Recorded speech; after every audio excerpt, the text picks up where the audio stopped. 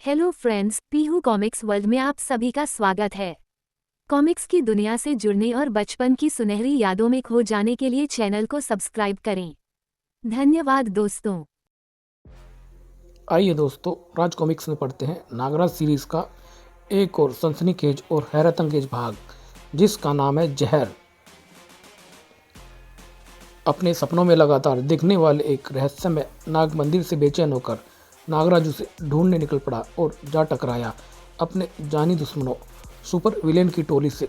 पर ना तो जादूगर साकुरा की जादुई शक्तियाँ उसे हटा पाई और ना ही मिस किलर की वैज्ञानिक शक्तियाँ, पर एक रहस्यमय व्यक्ति नागपाशा के इशारे पर काम कर रहे सुपर विलेनों ने हार नहीं मानी। नागदंत नागराज को मारने निकल पड़ा। उसने सर्प रूप में नागराज के शरीर में प्रवेश करके नागराज की सर्प सेना को सम्मोहन जाल में फंसा लिया और नागराज को उसी के नागों के ढेर पर, उसी के नागों की रस्सी से फांसी पर लटका दिया था। प्रोफेसर नागमणि का अद्भुत आविष्कार, मानवता के दुश्मनों का दुश्मन, अपराधियों का काल और ना जाने ऐसे कितने ही नामों से पुकारा जाने वाला नागराज आज काल के गाल के ठीक कगार पर खड़ा हुआ था और उसे इस स्थिति में पहुंचाने वाला था नागदंत, प्रोफेसर नागमणि की ही दूसरी इजाद, मानवता का दुश्मन, अपराधियों का दोस्त, सारी दुनिया को अपने कदमों में झुका लेने का सपना देखने वाला नागदंत, जिसका सपना आज पूरे होना जा रहा था, क्योंकि मौत तुझसे कुछ ही पलों की दूरी पर है नागराज। बस तेरे कदमों के नीचे से कुछ ही सर्पों के सरकने भर की देर है, फिर तू फांसी पर लटकता मारा जाएगा और तेरे बाद पूरी दुनिया में नागदंत का मुकाबला करने वाली एक ही शक्ति रह जाएगी, और वह शक्ति होगी नागदंत, खुद नागदंत। नागदंत के हल्क से उबलता एक वैसी ठहाका दूसरे ही पल ऋण के झाग की तरह से बैठता चला गया। नागराज के शरीर से उसे निकलता देख, जिसका नाम वह अच्छी तरह से जानता था, उफ सोडांगी तुम। कटोरिये से उबलने की हद तक चौड़ी होती चली गई थी उसकी आंखें। हाँ दुष्ट, सोडांगी हुई हूँ मैं नागराज के शरीर के अंदर। तुझसे लड़ते हुए अच्छा ही हुआ कि मैं बेहोश हो गई थी। अगर ऐसा ना होता तो मुझे भी नागराज की नाग शक्तियों के साथ बाहर निकलना पड़ता, और तब मैं भी अन्य नाग शक्तियों की तरह तेरे सम्मोहन में फंसकर नागराज को बचाने की नहीं, उसे मौत देने के बारे में सोच रही होती। वैसे मुझे होश देर में आया, लेकिन अभी भी कुछ नहीं बिगड़ा है। अभी भी मैं तुझ जैसे दुष्ट को नागराज से बचा सकती हूँ। बेवकूफ़ नागिन, नागराज को बचाने की सोच रही है, खुद बचने के बारे में नहीं सोच रही हो तुम। जवाब में सोडांगी ने भी थोड़ा विष का तूफान। सोडांगी आज तेरे हर बार का भरपूर जवाब देगी। तभी नागराज की कर्रा गूंजी। उफ, नागराज को फांसी लग रही है। अब वह ज़्यादा देर अपने आप को जीवित नहीं रख पाएगा, मुझे उसे बचाना ही होगा। नागराज की तरफ अपने कदम बढ़ा रही थी नाग सुंदरी। पीछे हट जा, सड़क से दीवार से जा टकराई सोडांगी। एकदम से संभली, लेकिन उसका संभलना बेकार हो गया था। उफ, नागदंत अपने वारों के कारण मुझे नागराज तक पहुंचने ही नहीं दे रहा है। उधर नागराज की मौत उसके करीब आती जा रही है। उसके पास पहुंचे बिना मैं उसे कैसे बचाऊंगी। अचानक नागराज को बचाने के लिए उसके पास जाने की क्या ज़रूरत है। उसे तो यही खड़े खड़े ही बचाया जा सकता है, और उसके लिए मुझे मात्र एक बटन ही दबाना होगा। सोडांगी का स्विच दबाना ही था कि सर से घूमकर high speed ceiling fan Nagraj जिससे फांसी पर लटका हुआ था, दूसरे ही पल परिणाम स्वरूप नागराज की जिंदगी के रूप में सामने था। इसी के साथ सोडांगी पर नागदंत के क्रोध का कहर टूटा। सोडांगी के कंठ से निकली उस दर्द भरी चीख ने मानो नागराज के जिस्म में नई फुर्ती भर दी हो। अब तेरे सारे हिसाब चुकता करूंगा मैं। नागराज के इस दूसरे वार के साथ ही नागदंत ने पासा पलट दिया।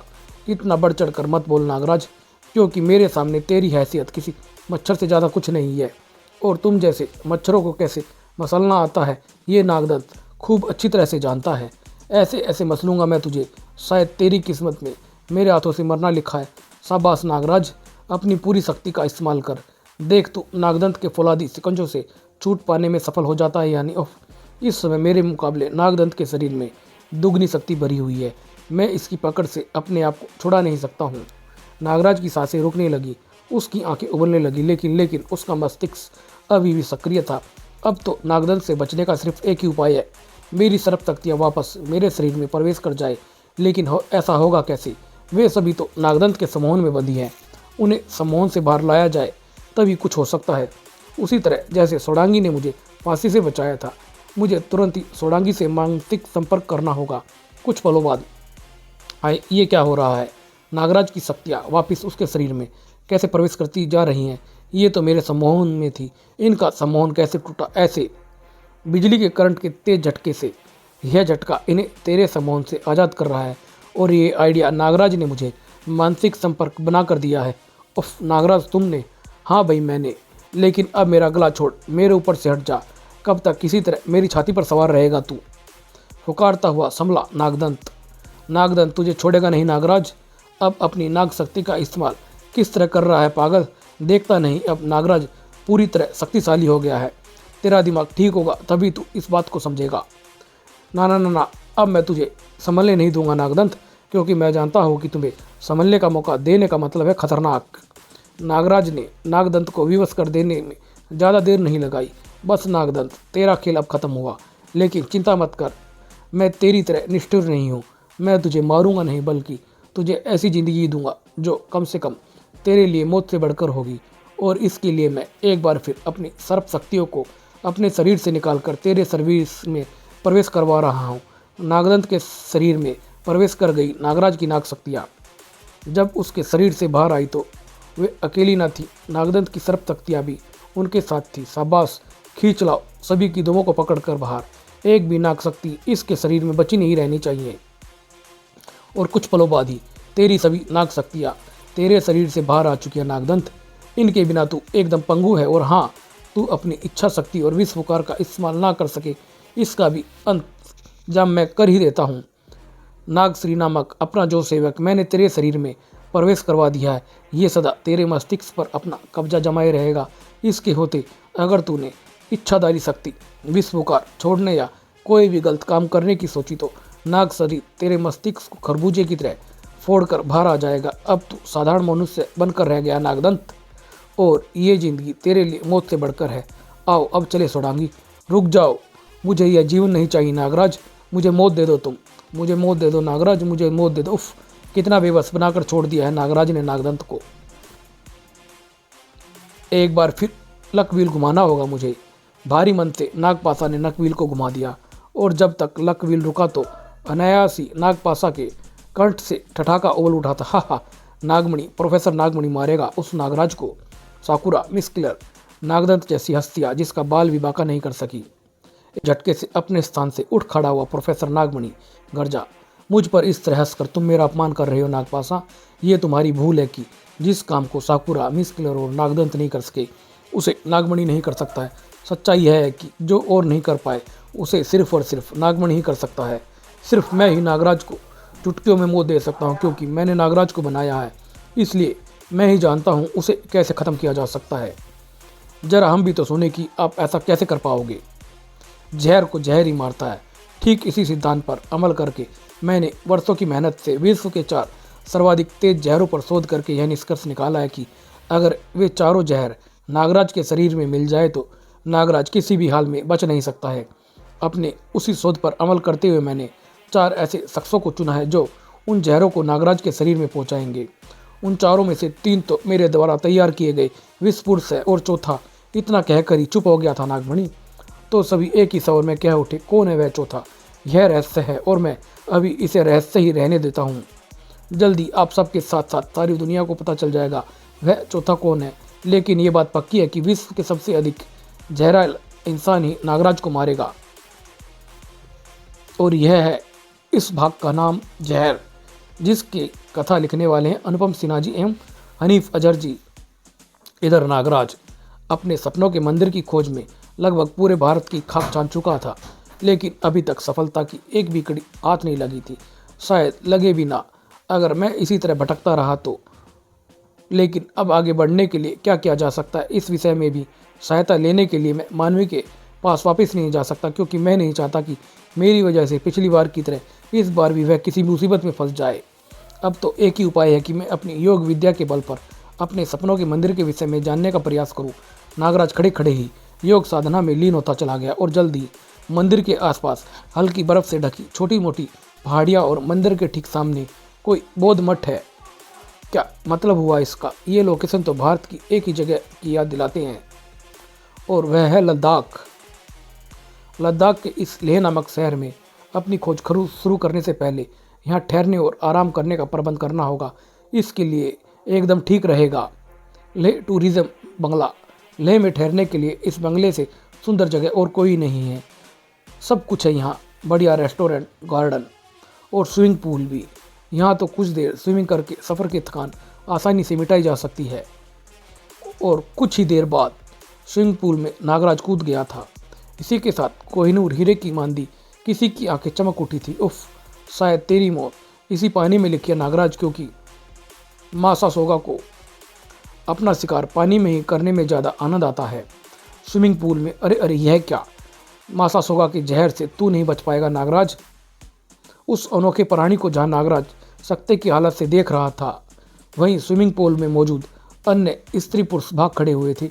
ये मुसीबत कहाँ से आ गई स्विमिंग पूल में, बाद में सोचना, पहले तेजी से तैर कर यहाँ से बाहर निकलो। इधर इसका नाम तो उस नाग से मिलता है जो नॉर्थ अमेरिका में पाया जाता है, लेकिन मेरा यह दुश्मन यहाँ लेह में कहाँ से पैदा हो गया। उफ, मैंने सोचा ही नहीं कि ये फुर्ती के मामले में छलावे को भी मात दे देगा। अब नागराज के संभलने से पहले ही मासासोगा ने दबोच लिया था उसे। और उफ, ये तो पानी के नीचे लड़ने में सिद्धहस्त है। और साथ ही साथ पानी के नीचे एक और दिक्कत मुझे हो रही है जो इसे नहीं हो रही है, वह यह है कि ऑक्सीजन न मिलने के कारण मेरी सांसें घुटती जा रही हैं। अपने आप को इससे बचाना कर मुझे जल्द ही ऊपर जाना होगा, और इसके लिए एक मोटा पाइप एकदम ठीक रहेगा जिससे स्विमिंग पूल में पानी भरा जाता है, और इस पाइप का इस ढंग से ही प्रयोग किया जा सकता है। ये मेरे जैसा मुसीबत का मारा ही सोच सकता है। मासासोगा की वाटर पाइप में गर्दन फंसाकर नागराज ने ऊपर की तरफ लहराने में एक पल भी नहीं गवाया। उफ, कुछ देर के लिए तो लगा कि मेरी जल समाधि ही बनने वाली है। वह तो अब भी बनेगी नागराज। उफ, एक बार फिर मासासोगा से भिड़ जाना पड़ा नागराज को। समझ में नहीं आता कि ये चाहता क्या है, किसने भेजा है इसे। बला की तेजी से संभला मासासोगा। अपना उद्देश्य पूरे करने के लिए तुझे हर हाल में पहुंचाना जरूरी है कि तू अपने हाथ पाँव न चला सके। वह मासासोगा की फुर्ती का ही कमाल था कि नागराज संभलने से पहले ही मासासोगा की पूंछ के शिकंजे में फंस गया था। उसी पल मासासोगा ने अपने दांत गड़ा दिए नागराज के जिस्म में। आह नागराज, मैंने तुझे काट कर तेरे जिस्म में तेज जहर भर दिया है। अब तू ज़्यादा देर तक जिंदा नहीं रह पाएगा। मासासोगा के आगे के शब्द चीख में बदल गए थे, जिसका कारण ये था कि मोम की तरह पिघल कर उसका शरीर पानी में मिलने लगा था। ऐसा तो होना ही था। नागराज के जिस्म में अपना दांत गड़ाने की स्वयं भूल जो कर बैठा था वह, जिसकी नसों में लहू के स्थान पर जहर दौड़ रहा है। कोई भी जहर उसका कुछ नहीं बिगाड़ सकता है। काश इस बात को ये जानता तो इसका ये हाल कभी ना होता, और इसका ये हाल ना होता तो मैं इससे ये उगलवा लेता कि उसे किसने तैयार किया था और मुझे मारने के पीछे इसका क्या मकसद था। वैसे मासासोगा के हमले से एक बात तो स्पष्ट हो जाती है कि मेरे दुश्मन जो भी हैं वह मुझसे पहले ही लद्दाख आ पहुँचे हैं, इसलिए मुझे अत्यधिक सावधानी से रहना होगा। फिर नागराज एक जीप किराए पर लेकर पहुंचा लेह स्थित टूरिज्म ऑफिस में। आपने जो लोकेशन बताई है, ऐसे किसी मंदिर के बारे में टूरिज्म विभाग को कोई जानकारी नहीं है। इस विषय में मैं आपकी कोई मदद नहीं कर सकता हूँ। हाँ, मैं आपको एक ऐसे आदमी के बारे में बता सकता हूँ जो इस विषय में आपके लिए बहुत कुछ कर सकता है, क्योंकि वह आदमी लेह लद्दाख के जर्रे जर्रे से परिचित है।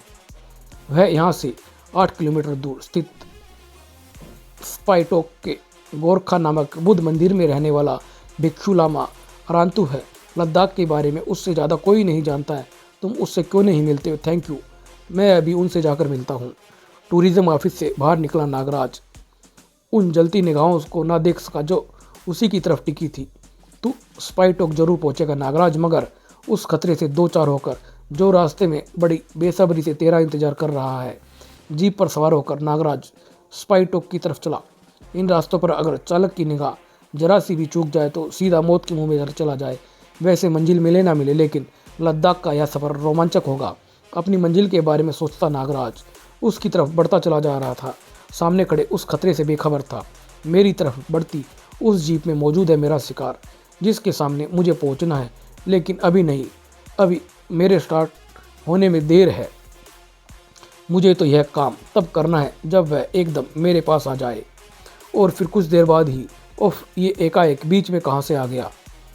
बुरी तरह हड़बड़ाहट उठे नागराज ने बड़ी मुश्किल से जीप को खाई में गिरने से बचाया। उफ, बाल बाल बचा, वरना हजारों फुट गहरी खाई में गिरकर हड्डियों तक का पता नहीं चलता मेरा।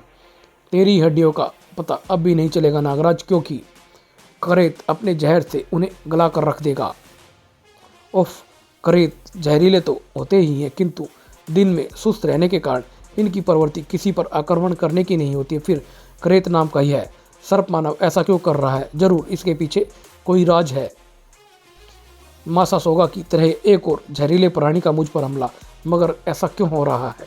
तुरंत नागराज को मिला उसके सवालों का जवाब। अपने शरीर में दौड़ते सैकड़ों करेत सांपों का जहर तुझे मेरे जिस्म में भरना है नागराज।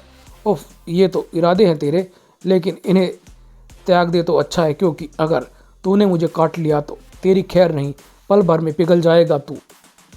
मुझे अपने अंजाम की चिंता नहीं है नागराज, बस मुझे तो अपने मालिक के कहे को हर हाल में पूरा करना है। कमाल है, अपने मालिक के चक्कर में ही अपनी जान देने पर तुला हुआ है, लेकिन ऐसा नहीं होने देना चाहता मैं। बेमौत मारा जाए। और दूसरा, मैं यह भी जानना चाहता हूँ कि इसका मालिक कौन है और वह मुझे करेत से क्यों कटवाना चाहता है। मैं इसे सर्प शक्ति से विवश करता हूँ। नागराज की सर्प शक्तियों को करेत ने अपने पास पहुँचने से रोका। करेत के जहर के आगे तुम्हारे ये साधारण नाग अपने होश कायम नहीं रख सकते हैं नागराज। नागराज मान जा मेरी बात, कर लेने दे मुझे अपनी इच्छा पूरी। नहीं करेत, नागराज की इच्छा के विरुद्ध तू उसके शरीर को छू भी नहीं सकता है। तो ठीक है नागराज, मैं तुझे बेबस करके ही अपना काम करूँगा, और तुझे बेबस करने के लिए यह बर्फ़ का छोटा टीला खूब काम आएगा। नागराज पर आ गिरे बर्फ़ के वे टुकड़े। नागराज को सचमुच बेहोश कर दिया था उन्होंने, और अब मैं अपने जिस्म में भरे तेज जहर का एक एक कतरा तुम्हारे जिस्म में पहुंचाऊंगा नागराज। नहीं करेत, रुक जाओ, मुझे काट कर तुम अपनी मौत को बुला लोगे। रुक जाओ करेत, रुक जाओ। करेत को ना रुकना था और वो ना रुका। उसके दांत नागराज के मांस में गहराई तक पेवस्त होते चले गए थे, जिसका परिणाम दूसरे ही पल सामने था।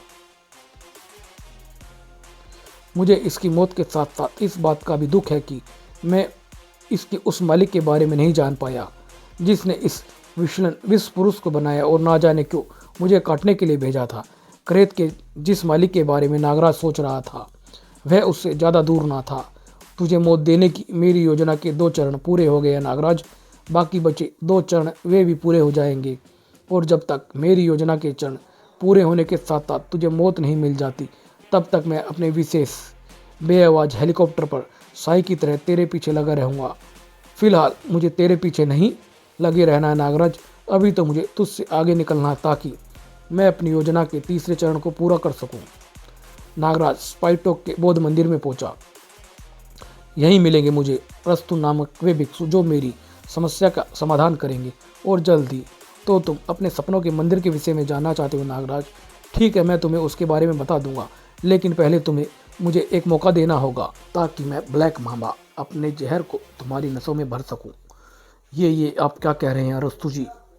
बेवकूफ़ नागराज, मैं अरस्तु नहीं, मामा हूँ। मामा अफ्रीका का सबसे जहरीला सांप। अरस्तु को तो मैंने अपने जहर के बल पर कभी का दूसरी दुनिया में पहुंचा दिया है, और अभी इस जहर से मरने की तेरी बारी है नागराज। उफ, मासा सोगा, करेत के बाद अब ये तीसरा, और ये भी उन दोनों की तरह जहरीला इंसान। इसका मतलब मुझे ख़त्म करने का जाल बेहद मजबूती के साथ बुना गया है, लेकिन किसने बुना है ये जाल, और कौन है वह? इसके बारे में बाद में सोचूंगा, पहले इसे विष पुकार से बेहोश करता हूँ।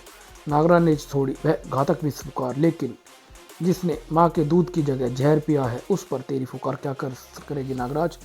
समझे तुम नागराज? नागराज पर एक जबरदस्त प्रहार। नागराज संभला और उसके हाथ से छूटी। नागराज के पास ही पड़े एक पत्थर से जा टकराई, और फिर नागराज ने उस पर मामा पर एक जबरदस्त प्रहार किया। मामा ने उस पत्थर को ज़्यादा देर तक नागराज के हाथों में नहीं रहने दिया। बस बहुत हुआ नागराज, अब देख ये पत्थर क्या कमाल दिखाता है। असाधारण फुर्ती का प्रदर्शन करते हुए नागराज पत्थर से तो बच गया, लेकिन पत्थर के टकराने की वजह से टूटी सैकड़ों वर्ष पुरानी जीर्ण शीर्ण मूर्ति के मलबे से न बच सका नागराज। एक साथ सिर पर आ गिरे मूर्ति के कई पत्थरों ने नागराज के दिमाग को मानो चकरा दिया, और ये स्थिति सिर्फ एक पल के लिए ही सही, लेकिन जिन्हें कुछ करना होता है उनके लिए एक पल भी बहुत होता है। मामा अपने उद्देश्य में सफल हो चुका था, लेकिन उसके लिए उसे भारी कीमत चुकानी पड़ी। मामा की चीख के साथ साथ एक और चीख ने वहाँ के वातावरण के सीने को भेद डाला था और वो चीख निकली थी नागराज के कंठ से। पीड़ा से दोहरा होकर चीखता रहा नागराज। पल भर बाद ही बुत सा बन खड़ा रह गया वह। यह क्या हो रहा है? मेरा सारा शरीर सुन पड़ता जा रहा है। मैं अपने हाथ पाँव नहीं हिला पा रहा हूँ। उफ, इस स्थिति का तो एक ही मतलब है कि, और वह यह है कि मेरे शरीर को लकवा मार गया है। लेकिन ये हुआ कैसे? तुम्हारे सवालों का जवाब मैं अच्छी तरह से दे सकता हूँ नागराज। उफ प्रोफेसर नागमणि तुम, उफ कितना मूर्ख था मैं। मुझे मासासोगा, क्रेत और मांबा को देखते ही समझ जाना चाहिए था कि उनके मालिक तुम ही हो सकते हो, क्योंकि पूरे विश्व में एकमात्र तुम ही हो जो जहरीले इंसान बना सकते हो। ठीक कहा तुमने नागराज, तुम्हें पहले ही समझ जाना चाहिए था, लेकिन अब कुछ नहीं हो सकता है। मासासोगा, क्रेत और ब्लैक मांबा के जहरों ने तुम्हें लकवे की स्थिति में पहुंचा दिया है, और ये एकदम नहीं हुआ है। इसके लिए बहुत शोध किया गया है मैंने।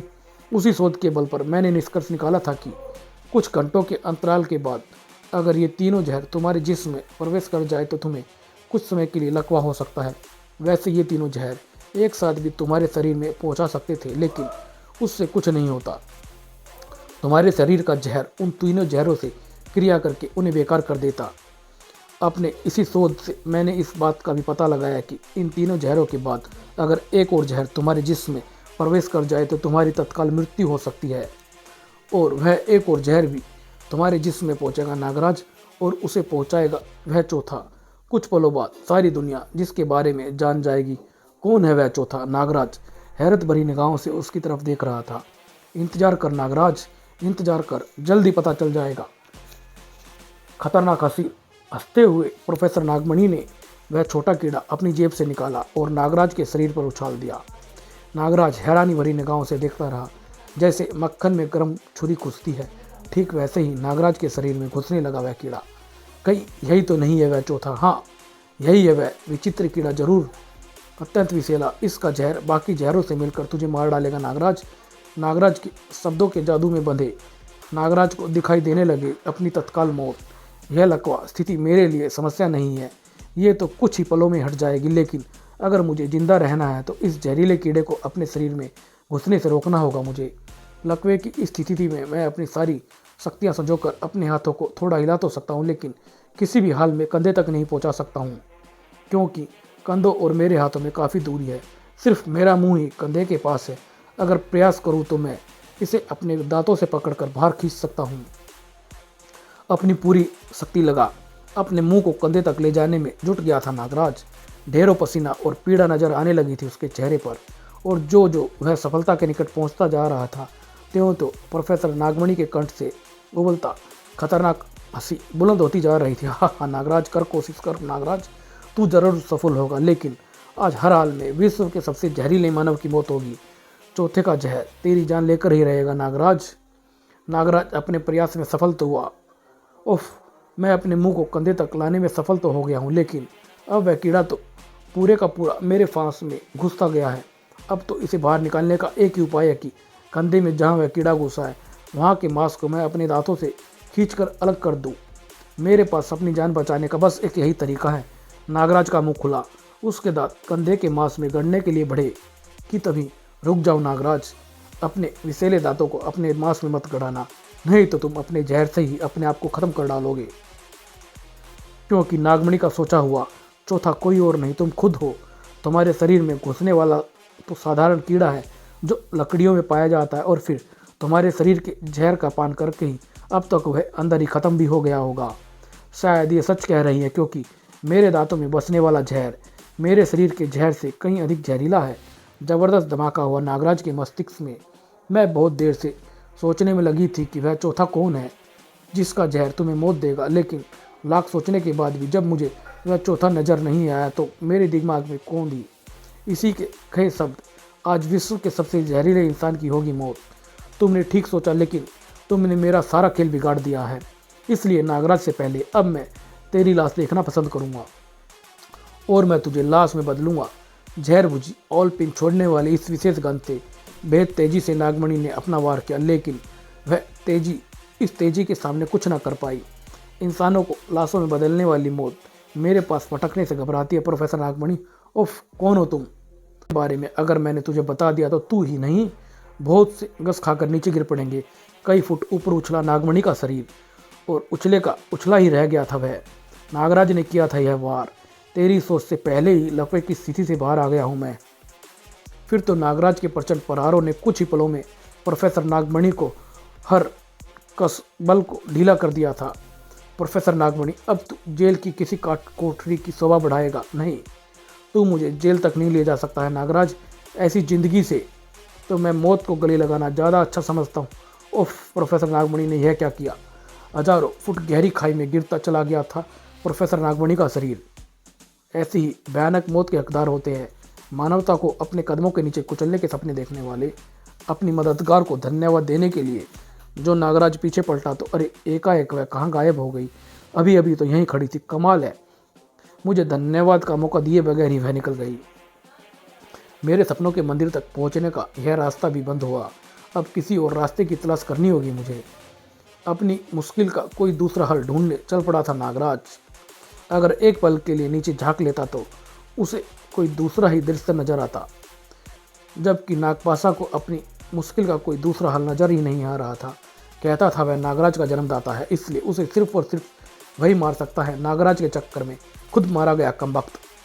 प्रोफेसर नागमणि को जी भरकर कोसने के बाद झुंझलाए नागपाशा ने अपनी हर झुंझलाहट लकवील पर उतार दी। अब देखे नागराज को मारने या उसके हाथों मरने वाला किसका नंबर आता है। तेजी से घूमता लकवील एक विपरीत दिशा में घूमती उसकी सुई काफ़ी देर बाद जब रुके तो गूंज उठा विश्व मार्शल आर्ट के चीफ चूचू का ठठाका। हा हा, मेरा नंबर आया है। अब नागराज को मारने के लिए तुमने जो किया और जो करने वाले थे वह सब भूल जाए मिस्टर नागपाशा।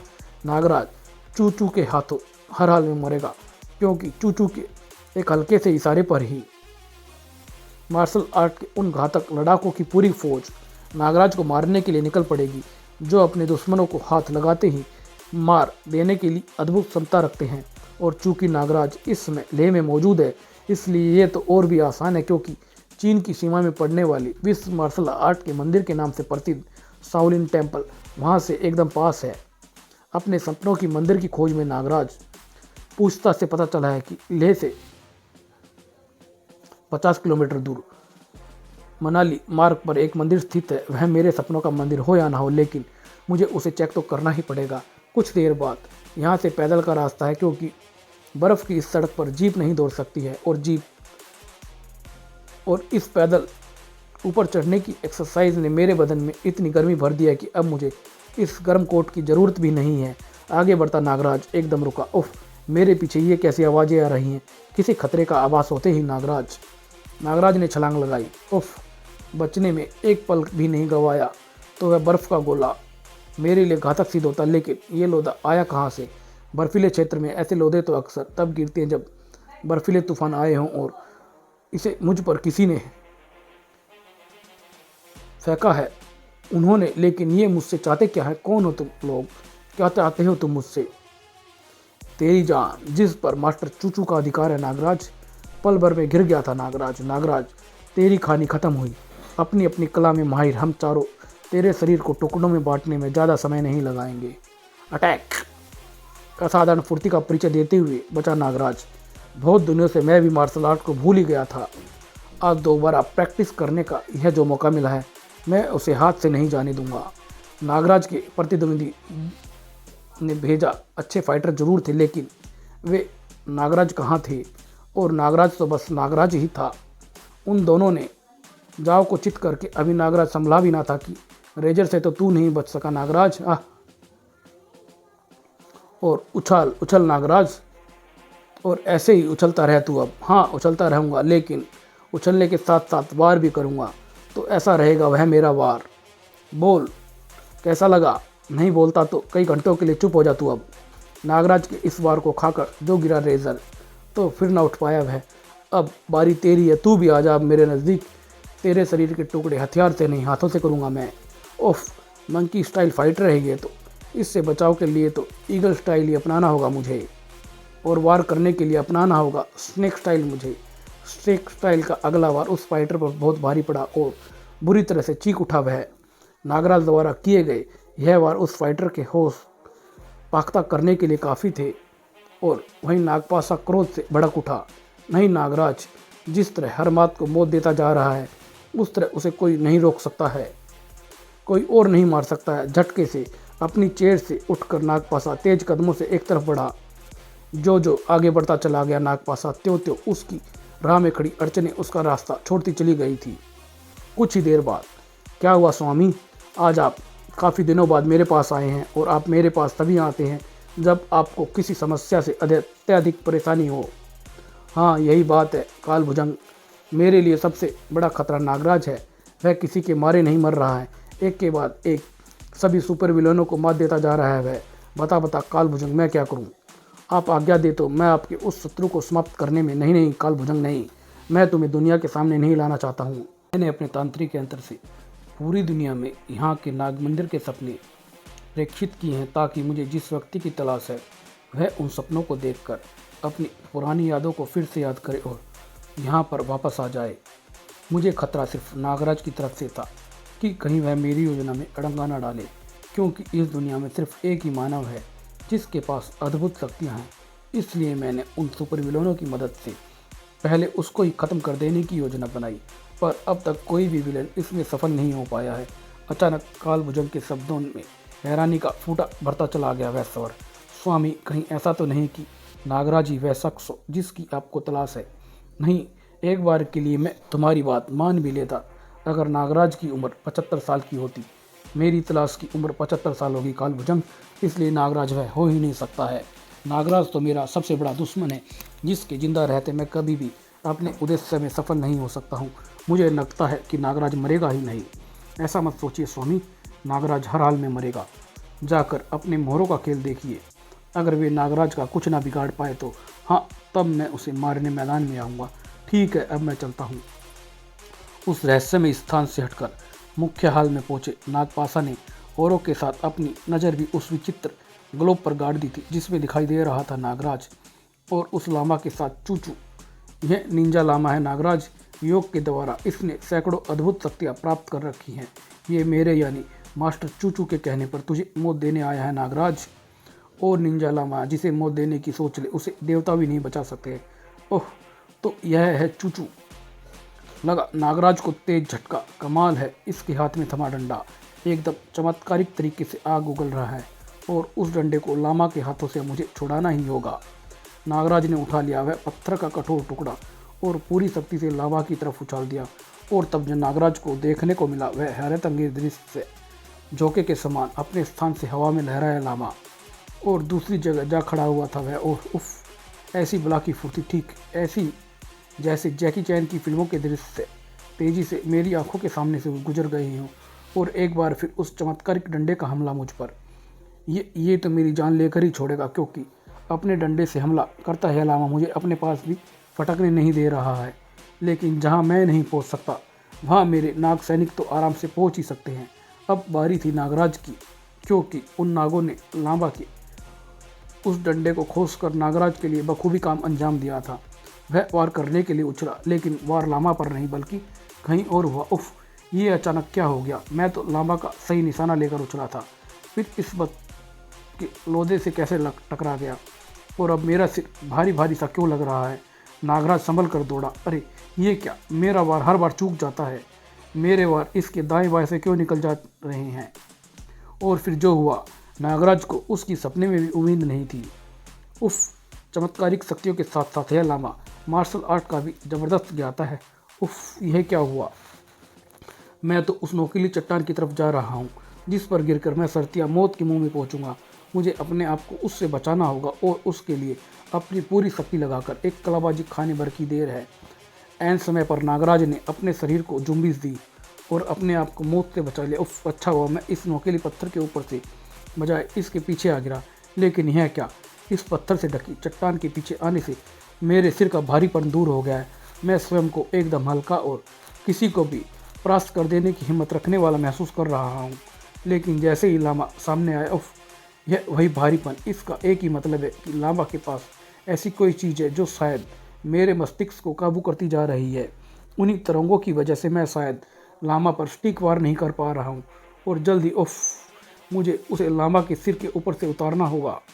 और कुछ कर पाने से पहले ही नागराज मोटी बर्फ़ के नीचे मौजूद ठंडे पानी की झील में था। उफ नागराज, यह ठंडे पानी की झील तेरे लिए मौत की झील बनेगी। नागराज, निकलने की कोशिश मत कर। मेरी मानसिक शक्तियों से लैस तेरे सिर पर लगा यह चमत्कारिक टोप तुझे ऐसा करने नहीं देगा और ना ही तुझे निकलने देगा। ठंडे पानी की झील में नागराज की सांसें जल्द ही जवाब दे गई। उफ, मेरी सांसें उखड़ती जा रही है, मुझे ऑक्सीजन की सख्त ज़रूरत है, लेकिन अपने चमत्कारिक टोप के बल पर लामा निकल नहीं दे रहा। मुझे अब क्या होगा? कुछ ना कर सका नागराज।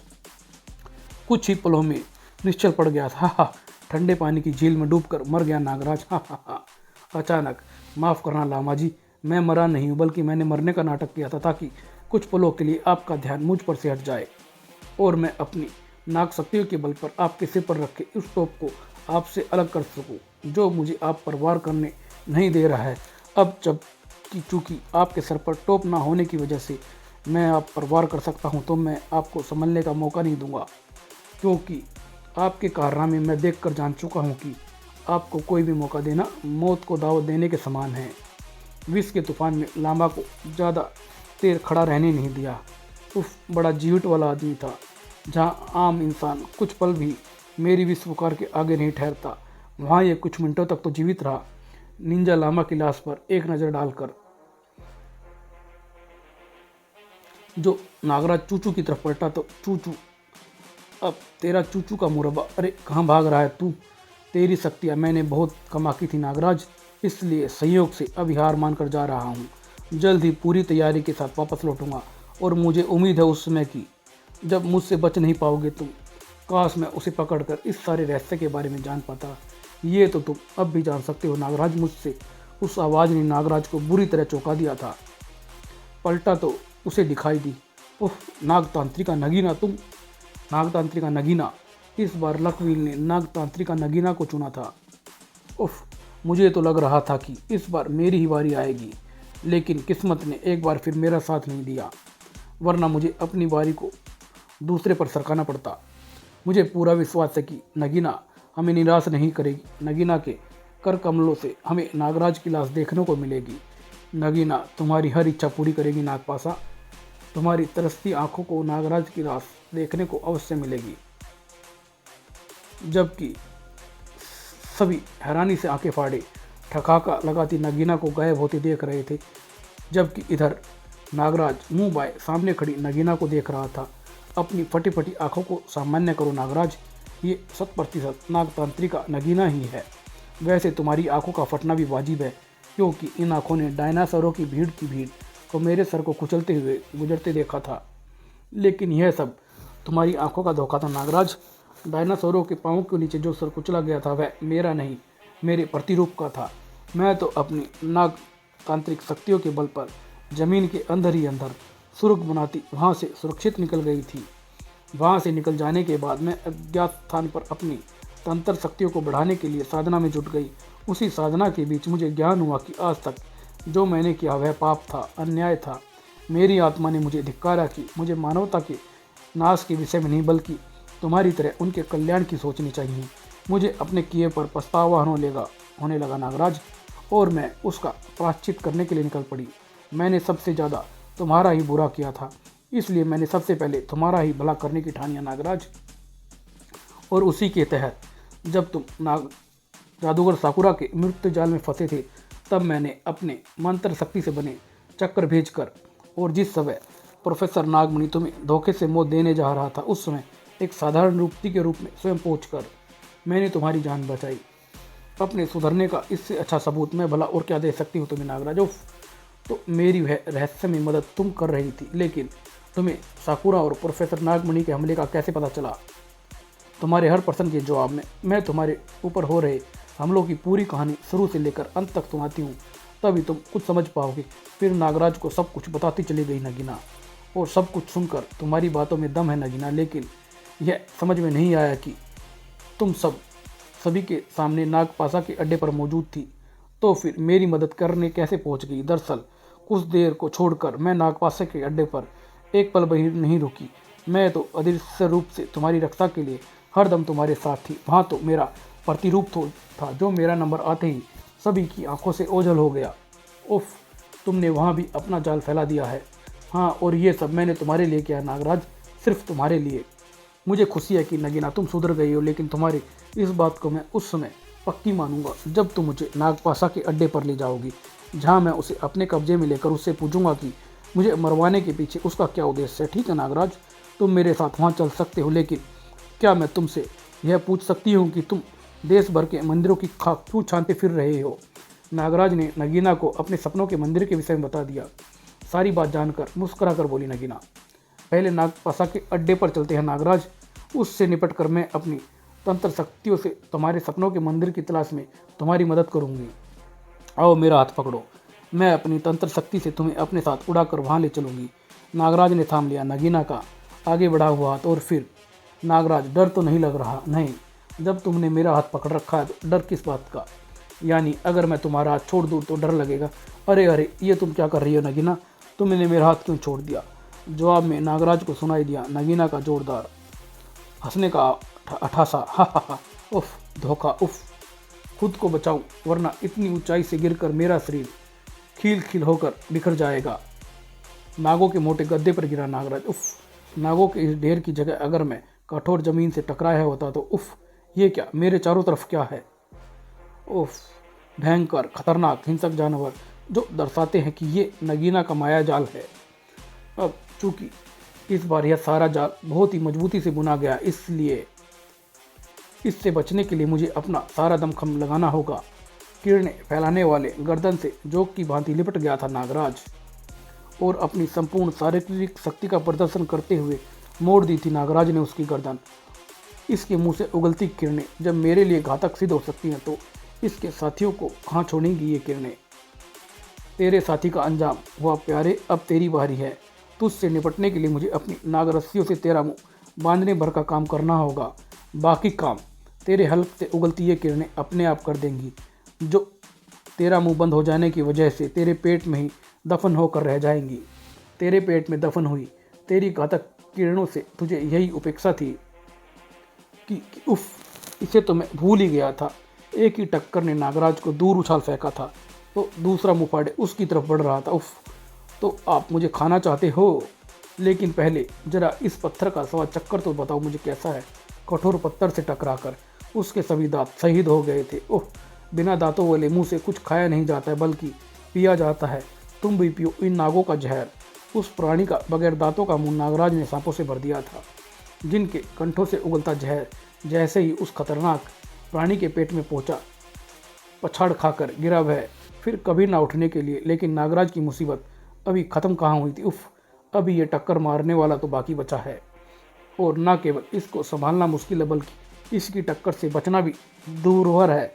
इस टक्कर ने नागराज को ऐसे उछाला कि नागराज सिर के बल उस चट्टान से जा टकराया और वह संभल भी न पाया था कि उफ, यह भेद तेजी से मुझसे टकराने जा रहा है और मेरे पास बचने का समय भी नहीं है। इस दशा में इसे रोकने के लिए नागरस्सी, उफ, ये किरणें कहाँ से आई जिसने उसे मुझ तक पहुँचने से पहले ही ख़त्म कर दिया है। भेद हैरान था नागराज, जबकि वहाँ मौजूद प्रत्येक शख्स के चेहरे पर मौजूद हैरानी के सागर में ज़बरदस्त सैलाब आया हुआ था। मरना था नागराज को, अब तो हर हाल में मरना था, लेकिन ऐन वक्त पर नगीना ने अपनी घातक किरणें छोड़कर उसे बचा क्यों लिया। लेकिन जब नगीना नागराज को मारने ही निकली है तो उसी ने नागराज को मौत के जाल में फंसाकर मारने का इंतजाम किया, तो क्यों उसने नागराज को बचाया क्यों? सभी के चेहरे पर ज़बरदस्त प्रसन्न थे। फेलैस गहन सोच विचार में डूबा था। नगीना का यह कदम मेरी समझ में नहीं आया, लेकिन इतना तो स्पष्ट है कि फिलहाल नागराज को जिंदा रखना चाहती है वह। अचंभित खड़े नागराज के पास पहुंची नगीना। तुमने तो मुझे फंसाया और तुमने ही मुझे बचाया, आखिर ये सब क्या है नगीना? इसे परीक्षा कहते हैं नागराज। अपने तिलिस्म जाल में तुम्हें फंसाकर मैं तुम्हारी परीक्षा ले रही थी। अगर ऐसा ना होता तो मैं उस प्राणी से ना बचाती तुम्हें। आखिर ये सब क्या है? नागराज को मूत के मुंह में फंसाकर उसे फिर मौत से बचाकर नगीना आखिर चाहती क्या है? ध्यान से देखी नागपाशा जी, नगीना नागराज के पास पहुंच रही है। शायद वह कोई रहस्य खोल रही है। लेकिन ये परीक्षा क्यों? इसलिए कि अपने सपनों के जिस मंदिर का रहस्य तुम जानने निकले हो, उसे जानने के प्रयास में तुम्हें ऐसे सैकड़ों संकटों का सामना करना पड़ेगा नागराज। तुम तो ये बात ऐसे कह रही हो नगीना जैसे तुम मेरे सपनों के मंदिर के बारे में सब कुछ जानती हो। हाँ नागराज, मैं उस मंदिर के बारे में जानती हूँ आओ अपनी तंत्र शक्ति से मैं तुम्हें वहाँ लेकर चलती हूँ। देखो, गौर से देखो नागराज, यही है ना तुम्हारे सपनों का मंदिर, और साथ ही यही मंदिर है नागपाशा का मुख्य मंदिर। नगीना के मुंह से इतना सुनते ही नागराज अचंभित और रहस्यमयी नज़रों से उस मंदिर की तरफ देख रहा था। और यह अंक यहीं समाप्त होता है। धन्यवाद दोस्तों।